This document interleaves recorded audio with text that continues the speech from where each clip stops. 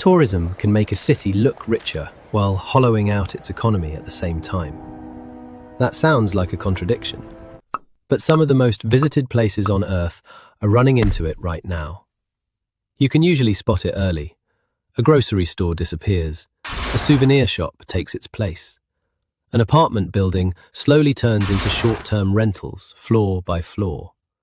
A local restaurant that fed the neighborhood for 20 years can't make the rent.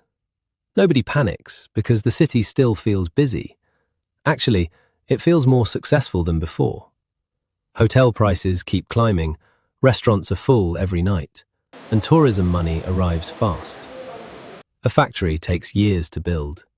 Tourism can transform a neighborhood in a single summer.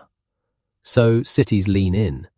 And once enough people realize that short-term visitors are more profitable than long-term tenants, entire neighborhoods start reorganizing themselves around visitors.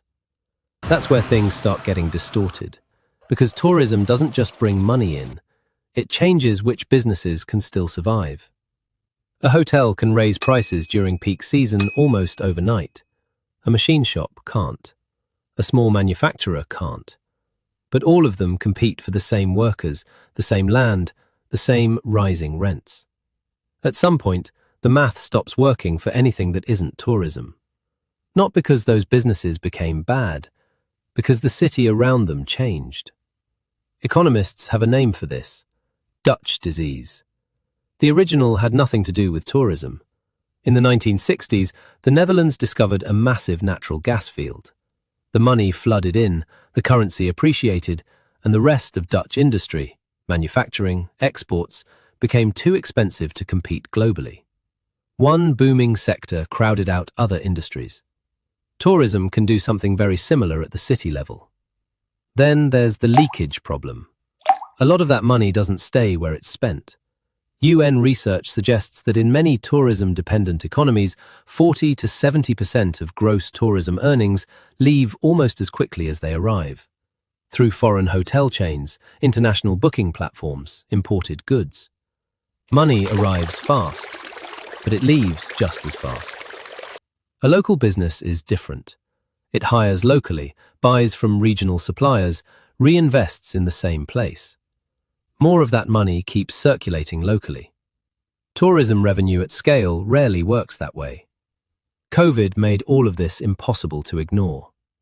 Thailand saw arrivals collapse from nearly 40 million in 2019 to around 6 million in 2020. Tourism was contributing 11% of GDP. Within a year, that income was gone. Seasonal workers lost everything almost overnight.